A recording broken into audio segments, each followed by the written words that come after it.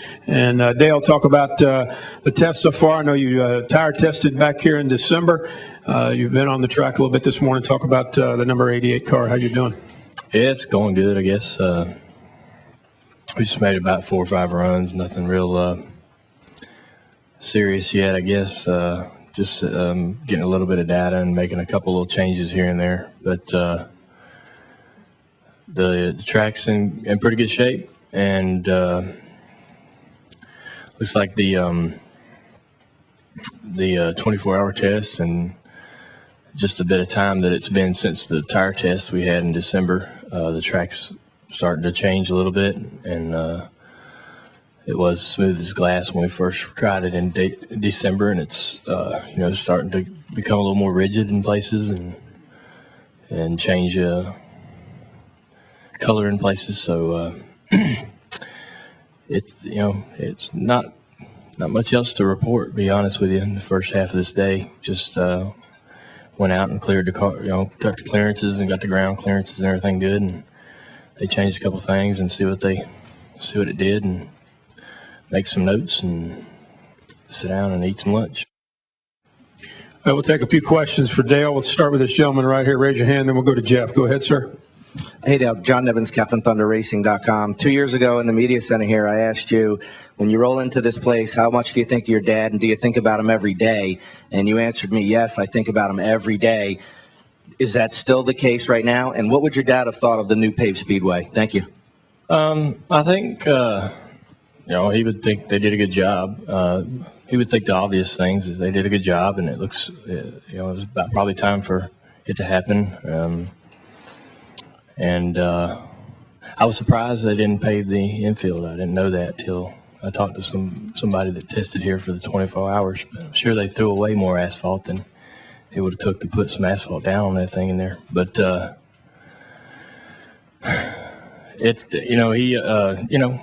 you think about your parents all the time. I think about him, my mother, all the time, especially getting back to racing, and I guess you think about them just as much in the off season too. But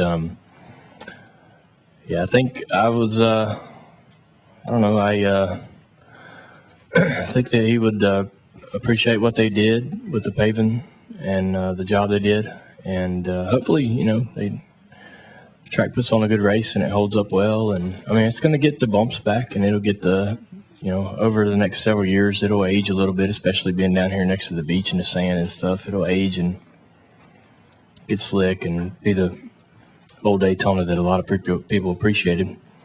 And it'll get some of the bumps back that make the racing dicey in spots around the corners.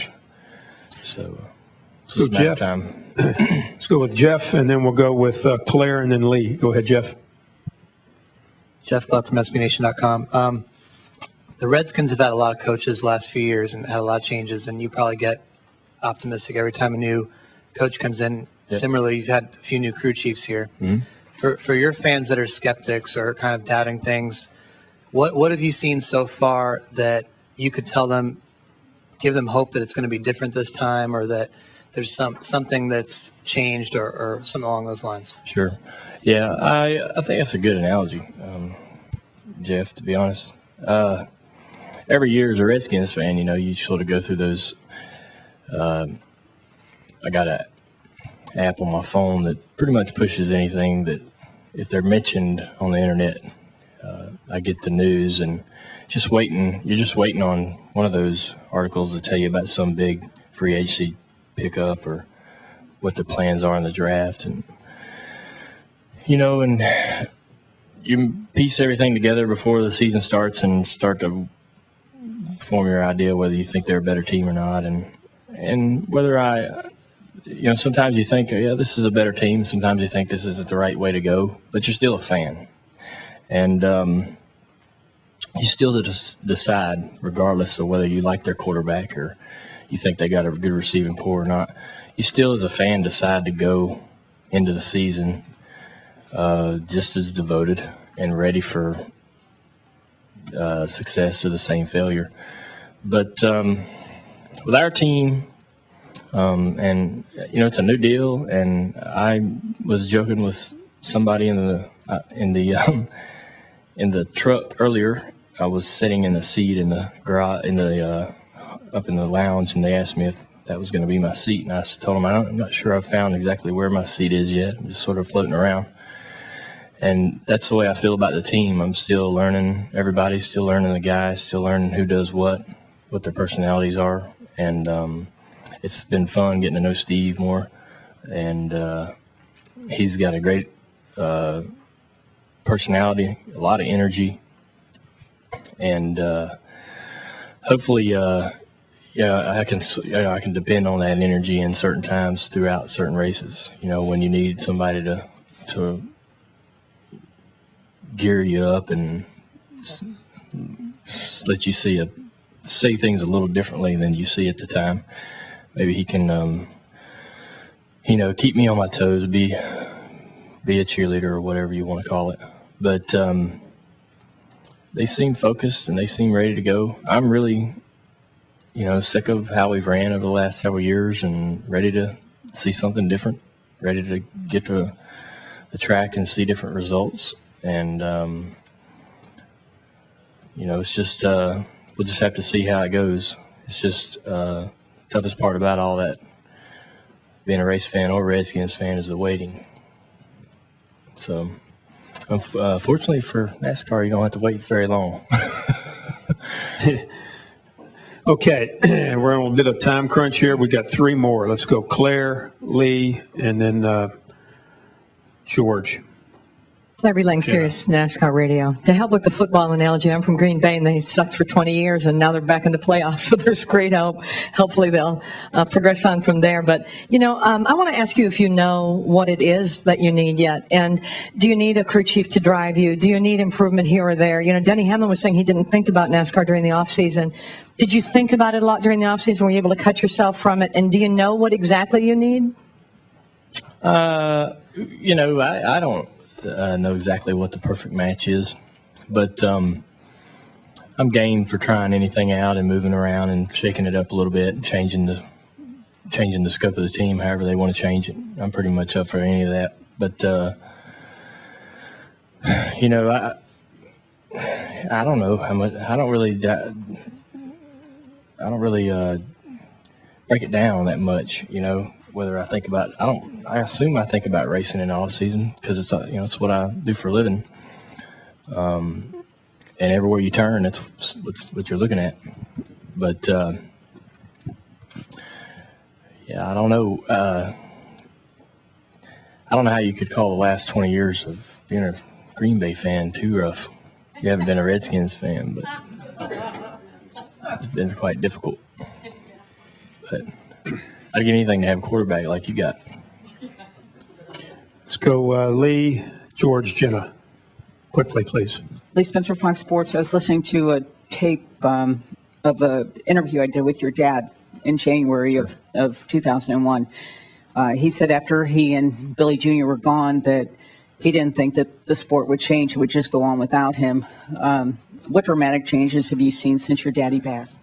Well, I think the sport has gone on just fine, been very successful, more successful than I think any of us ever imagined.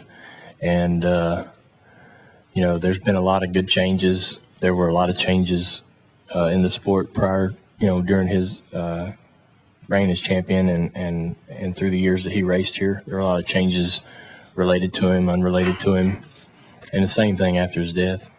And, I'm real proud to be a part of what the sport represents, and I'm proud to be associated and connected to everyone involved in the garage and the media center. This has been a hell of a trip, and, hopefully it keeps going. Hopefully we stay successful. The environment changes all the time financially, and we just weather the storm however we have to. But I think we're in good shape, to be honest with you. I mean, it's been kind of tough the last couple of years with the economy, but for the most part, this sport is pretty resourceful or whatever. So I feel pretty good, pretty comfortable where I'm at and how I'm involved in it. All right, George, ended with Jenna. Go ahead, George. Yeah, Dale, earlier, obviously you mentioned about thinking about your dad every day. We're all shaped by our parents. What takeaway influences do you have growing up, and what your dad meant to you and how he shaped who you are now? Well, you know, I don't really. He was a lot of things to a lot of different people, and you know, I just wanted to be. It was, you know, he was so. It was intimidating, you know, like they say, and he was like that as a father when he was at home. You wanted to please him all the time, make him happy, and you wanted to, whatever you did, you wanted it to somehow get a response from him, you know. So I think as I was growing up, you know, you tried to get away and do your own thing and have fun as a kid, but at the same time, you wanted to make your parents proud, and you sort of found your direction by listening to them inadvertently, whether you wanted to or not. They sort of helped you find whatever it is you wanted to achieve in life. And my dad was there to guide me in a lot of good directions that helped me out a lot. And I think that I tried to, you know, have some of the same good qualities that he had. I felt that I liked the qualities that I enjoyed about him. I tried to emulate those best I could and try to keep those qualities as well, because I felt like it made him a good person. Final question, go ahead. Jennifer Iyer, Associated Press. Dale, last season, Rick had sort of, he said that last year it wouldn't fail, it couldn't fail, and ultimately it didn't work. But in a way,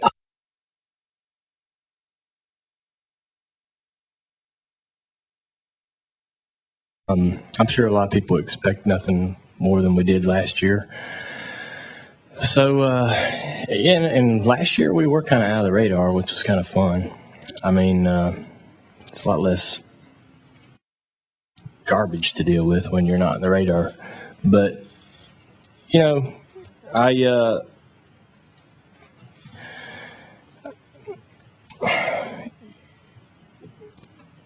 don't know, you know, I just feel like that. I don't know what the reasons were for me and Lance and that group as a whole not working out. I really enjoyed Lance, and I think we're still great friends today. And I think he has a lot of talent. But it just didn't work. So for whatever reason, I feel good about the position I'm in now, and I feel pretty confident about it. And I'm looking forward to going into the season and working hard for it. So we'll just see how it goes.